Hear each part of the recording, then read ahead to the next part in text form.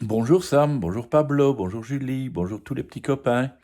Avez-vous déjà joué avec un cerf-volant? C'est très amusant quand il y a du vent.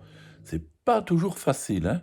Il faut assez de vent, pas trop peu, et puis il faut bien tenir le cerf-volant.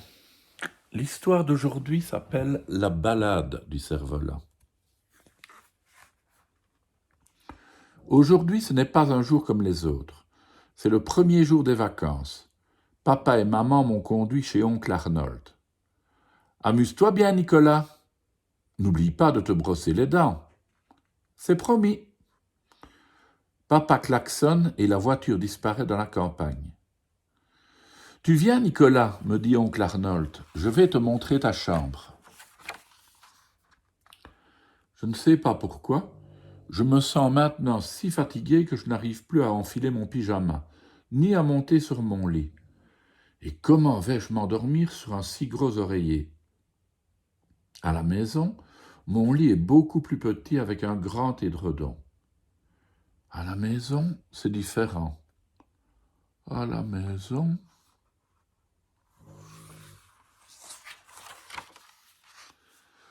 Le lendemain matin, oncle Arnold est venu me réveiller. Bonjour Nicolas, tu as bien dormi? Pas tellement. À la maison, c'est différent. Mon lit n'a pas de drap ni de couverture. C'est comme si je dormais dans un nuage. Écoute-moi bien.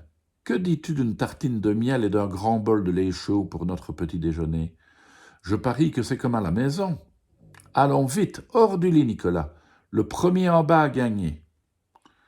J'ai descendu l'escalier à toute vitesse. C'est moi le premier. Ce n'est pas difficile. Oncle Arnold traîne comme un limaçon.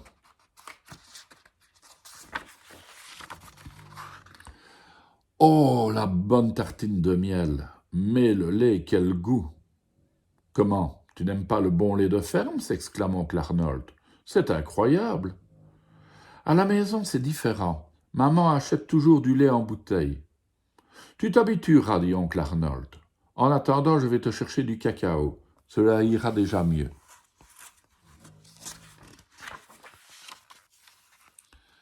Décidément, comment vais-je me laver ce matin? Le lavabo est tout petit. Pas moyen d'y faire flotter mon bateau. À la maison, c'est différent. Je joue au sous-marin dans ma baignoire avec tous mes amis. Prends une douche, Nicolas, me crie oncle Arnold. Tu seras en pleine forme. Chez moi, me dit alors oncle Arnold, il faut tout ranger avant de jouer. D'accord, je vais lui donner un coup de main. Mais à la maison, c'est différent. J'enfourche tout de suite mon cheval et plus personne ne peut me rattraper. C'est beaucoup plus amusant. L'après-midi, le vent se lève. Les feuilles voltigent derrière la vitre. À quoi allons-nous jouer? Si nous construisions un cerf-volant, propose oncle Arnold. Un vrai cerf-volant qui vole comme un oiseau? Bien sûr, un vrai, avec une ficelle si longue qu'il volera au-dessus des nuages. À la maison, c'est différent. Il n'y a pas de ficelle qui va jusqu'au ciel. La nuit tombe et nous travaillons toujours dans l'atelier. Oncle Arnold a dessiné les plans du cerf-volant et moi je l'ai colorié. Il est magnifique, Nicolas. Avec son nez rouge, n'est-ce pas qu'il ressemble à un clown?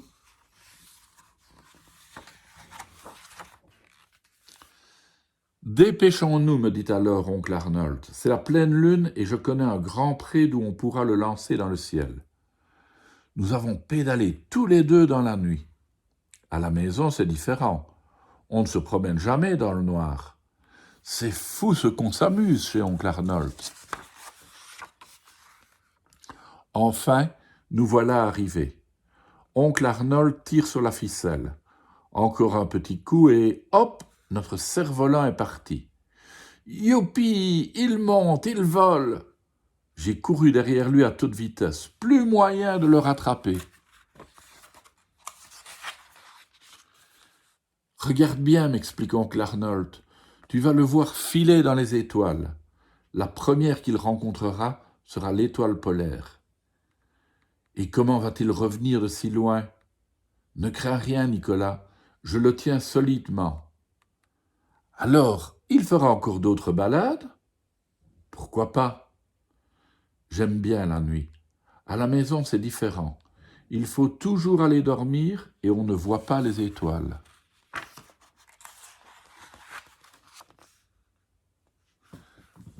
C'est ça les vacances aussi. C'est vivre des moments différents de ce qu'on vit à la maison. À demain les enfants.